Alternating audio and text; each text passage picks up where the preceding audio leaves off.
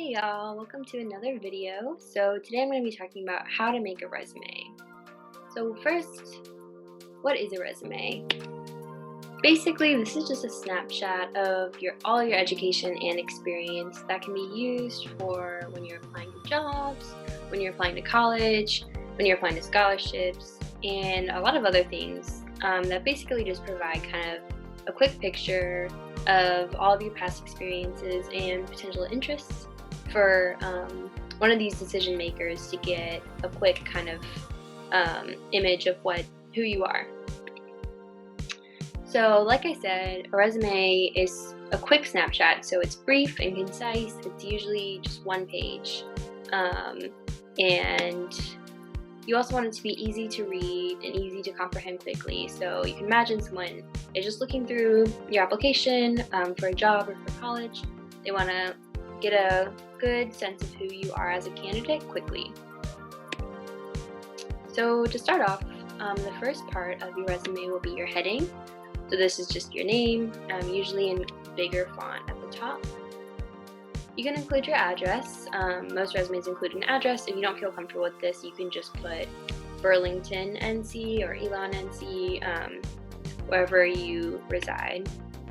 You'll put your phone number and your email. I recommend putting your personal email, so not your school email, just so they can maintain contact with you after you graduate. So here's an example of one layout and another layout, so you can kind of play it with different formats, whatever you kind of think works well for you. So again, an important piece of a resume is that it's kind of visually appealing, so most people make their name in bold at the top, and again in larger font.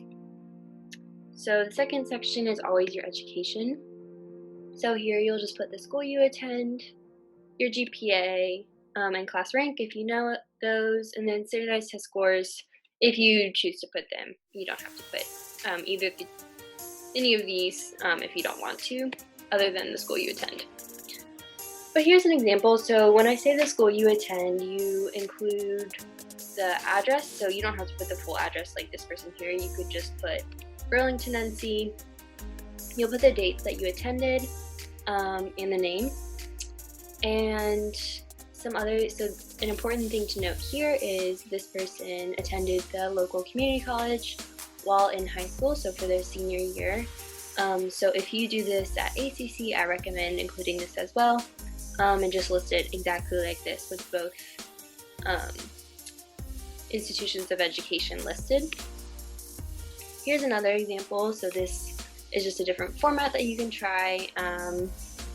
And as you see in the first one, you can list kind of these additional things if you want to, but you don't have to. It's up to you.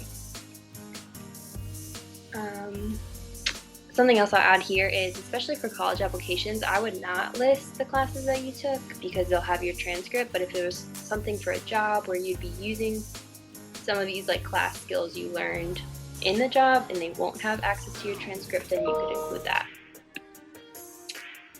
Okay, so an optional section that you can either put as its own section or just under your education, so under the school, is your academic honors and awards. So this can be things like National Honor Society, Scholar Athlete Award, Ivy Diploma Candidate. Here is an example, so if you wanted to also include what grades you may have received these awards, you can do that. Next, so the big section will be your experience section, so that can include work, extracurricular, leadership, volunteer, and so you'll kind of cater this to your own experience. So first I would just start with listing out all of the experiences that you've had, so all the work you've had, if that's a job you've had, babysitting, being in a club, just like make a list of all of that and kind of divide them into two categories that work best for you. So for example, if you've had a job or multiple jobs, I would recommend creating a work section, and then if you've done other things at the school as well, such as been in clubs or organizations, you could have like an extracurricular section.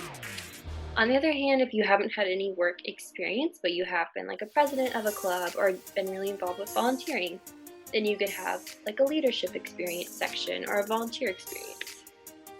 So here's just kind of an example of how you can list these out. So if they're really school dependent, you can have it be based on the different grades that you participated in. I also recommend playing around with kind of just formatting. So again, you want it to be aesthetically kind of appealing and easy to read. And so also for the experience section, for each experience, so each thing that you did, you want to list your position title, the location that you did it, and either the dates or the grades that you participated in this. And then you also will include bullet points, or just kind of a description under each thing. And each of these bullet points will start with an action word. As you can see here, none of them, this person did not include like I assisted guests. You don't include personal pronouns, and you also want to be as specific as possible, just so they have a really clear image of what you did. So this is a good example. Met weekly with elementary school students at neighborhood youth centers. So already I know that they did this really consistently. This is probably a big time commitment for them.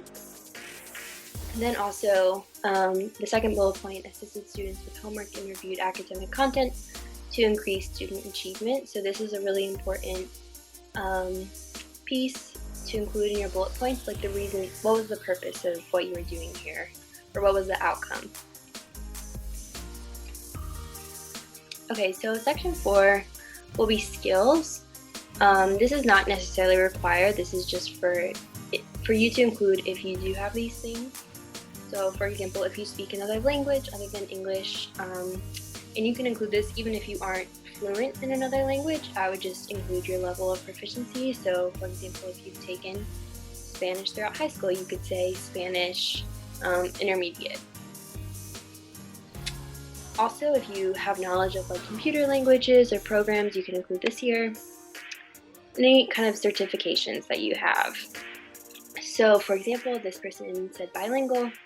You don't have to include English because it's assumed, but I would not include English probably. And then also their certificates, so CPR and first aid certified. And then this person has a lot of computer skills, so kind of broke it down with operating system, programs, web design, but if you have any of these things or anything similar, you can go ahead and list them out. So here's just an example of a resume for a high school student. So as you can see, it includes everything that I just talked through. They also included the time commitment they did, which if you're applying to college applications will ask for this as well. So it is useful to go ahead and calculate out. However, you don't necessarily need to include it. And also you can just kind of see that they have used things like bolding and italicizing. So that is just really useful to kind of get the important parts to stand out. But resume writing is a really important skill. You'll use it throughout your entire life. So go ahead and get started now. We can do it together if you want. I can also send you templates for kind of how to get started, or you can just Google templates. There's a bajillion free templates online. Okay, thanks y'all. That's all I have for you today. Stay tuned for another video next week.